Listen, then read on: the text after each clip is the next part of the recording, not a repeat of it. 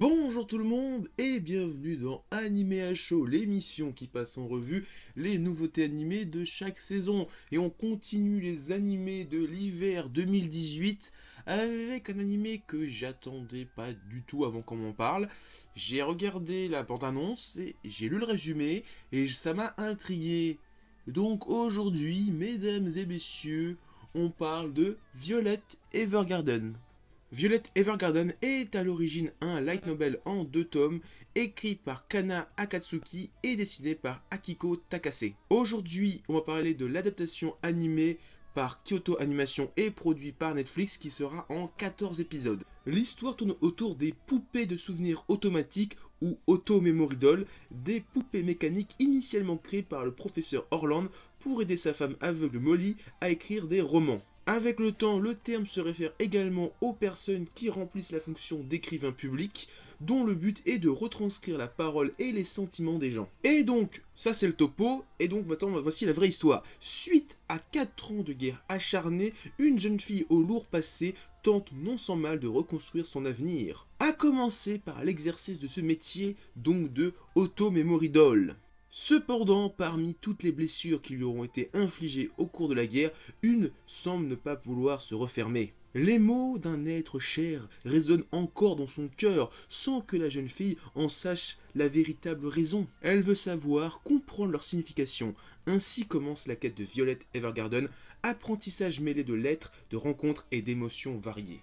Alors je tiens à le dire avant de commencer, cet animé est de toute beauté. C'est fin, c'est gracieux, c'est joli, c'est agréable à regarder, c'est magnifique. De toutes les séries que je regarde cette saison, eh ben, Violet Evergarden, c'est clairement au-dessus du lot. En termes d'animation pure, hein. Après, en termes d'histoire, tout ça, c'est autre chose. Mais franchement, en termes de beauté visuelle et ce que je regarde, waouh! Bon, après, derrière, les dialogues font un peu niais, hein. C'est quoi l'amour? Je ne comprends pas le sens. Voilà, ces dialogues-là, des fois, tu te dis, putain, ça a été écrit par une fangirl de yaoi ou quoi? Parce que des fois, c'est soit très profond, soit des fois super niais. Et on est quand même assez souvent dans du très niais, du pas super ouf ouf. Mais derrière, il y a quand même aussi pas mal de fois, il y a des dialogues super intéressants, des super discussions entre les personnages.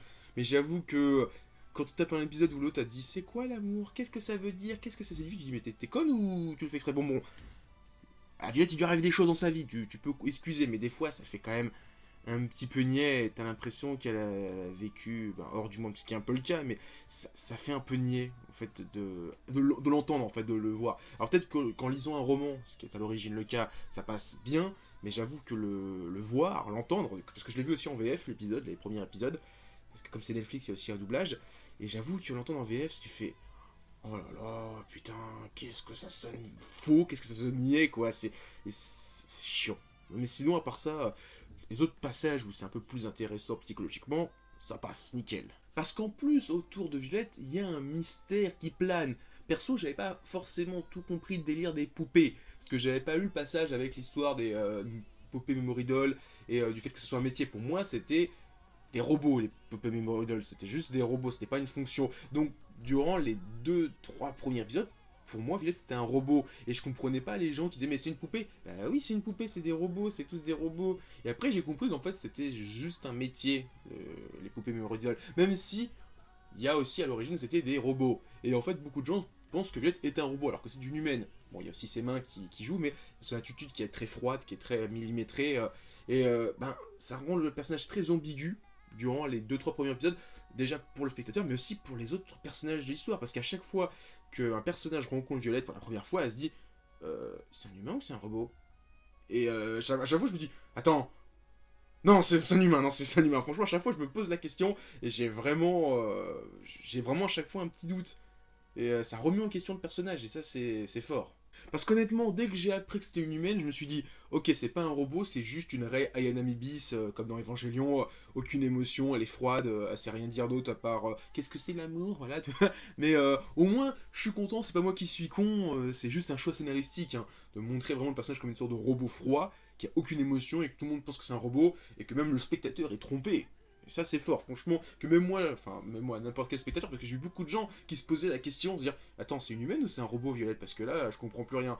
C'est une humaine, ça y est, c'est clairement été dit, j'ai relu le scénario, c'est clairement dit, c'est une humaine qui a vécu des choses horribles et qui va devenir une poupée Moridol, le métier, pas l'objet, donc qui va retranscrire les émotions pour écrire des lettres, et donc j'avoue que, je me répète, mais c'est vraiment fort, pendant 2-3 épisodes, tu te poses la question si c'est vraiment une humaine ou pas. Bon, j'avoue, bah, comme je l'ai déjà dit, c'est ses mains surtout. Quand tu vois ses mains de robot, tu te dis oh, c'est un humain ou c'est un robot? Non, c'est une humaine, mais c'est juste qu'elle a des. Bah, c'est comme Edouard Elric, hein, elle a vous savez, ses automails, voilà, elle place des mains pour écrire. Mais c'est vrai que pendant 2-3 épisodes, tu te poses vraiment les questions si c'est une humaine ou si c'est un robot. Et ça, je me répète pour la 3e ou 4e fois, c'est fort, c'est très très fort. Alors pour le moment, de ce que j'ai vu des 4-5 premiers épisodes, c'est pas mal d'épisodes standalone façon City Hunter. Quand tu regardes un épisode, grosso merdo, c'est Violette arrive à rencontrer son client, à l'aide de ce client, il y a des flashbacks, il y a des larmes, il y a des émotions, la lettre est écrite, et à la fin Violette s'en va, et les deux personnages en ressortent grandis. Dans City Hunter, quand un client vient voir Ryo et Kaori, c'est quasiment le même délire, hein. Il y a des larmes, il y a des émotions, il y a des gros zizi, il y a des coups de marteau, il y a des combats, il y a des gunfights, mais à la fin, tout le monde en ressort grandi. Bah, c'est un petit peu le même délire avec Violet Evergarden, c'est quasiment du City Hunter 100%, la même façon d'écrire, je dirais même plus, c'est du Tsukasa Ojo 100%, tu sens le petit feeling, les émotions, tout ça, c'est dans le même filon. Donc ça ne m'étonnerait pas que par la suite, les 10 autres épisodes qui arrivent, hein, jusqu'au 14, ça soit toujours cette même rengaine, hein, donc elle arrive, client, lettres, émotions, larmes, flashback, tout ça, jusqu'au dernier épisode qui sera sûrement voilà, une révélation sur un truc, sûrement que son major il soit encore en vie, on va dire comme ça, qu'il soit caché, en fait il voulait la faire devenir plus humaine, et il disait qu'avec elle, c'était pas possible, parce que vu que le Light Novel est déjà fini depuis 2 ans, qu'il y a eu 2 tomes, qu'il y aura 14 épisodes, c'est sûr et certain que ces 14 épisodes vont retracer les 2 tomes du light novel, à moins qu'en 14 épisodes ils fassent un tome, ça veut dire qu'il y aura une seconde saison de 14 épisodes qui fera le 2e tome, mais ça ferait quand même beaucoup, je pense pas qu'un light novel ça soit un gros pavé, ça reste quand même des trucs assez fins, donc je pense qu'en 14 épisodes on va balayer les 2 tomes, qu'on va avoir toute l'histoire complète de Violet Evergarden, et je m'attends à ce que tous les épisodes soient dans le même délire, à moins que les 2 derniers soient différents, mais pour moi c'est sûr et certain qu'on va avoir des épisodes assez similaires dans la façon d'écrire, donc Violette qui arrive, rencontre, larmes, émotions, lettres, casse, flashback, comme du City Hunter, comme du Cat Size, comme ce que fait Tsukasa Ojo, quoi. Voilà, Violet Evergarden, j'aime beaucoup, c'est franchement, émotionnellement parlant, c'est celui qui me touche le plus cette saison, visuellement c'est celui qui est le plus ouf aussi, c'est trop beau, je l'ai déjà dit plusieurs fois, même au niveau des bruitages en fait, j'en parle jamais parce que on s'en fout des bruitages, mais j'avoue que les petits bruits de clavier, si tu t'immerges dans le délire à fond, quand on fait... T'es dans le truc, c'est des petits bruits à la con, mais ça aide à rentrer dans le délire de l'animé. Et ça c'est bien. Donc voilà, c'est tout ce que j'avais à dire sur Violet Evergarden. Et voilà, c'était tout ce que j'avais à dire sur Violet Evergarden. Donc avant de se quitter, mettez un pouce bleu, laissez des commentaires, partagez la vidéo sur les réseaux sociaux. Il y a mon Facebook et mon Twitter dans la description. Et moi je vous dis à plus, continuez à lire des mangas et à regarder des animas. Allez, ciao tout le monde.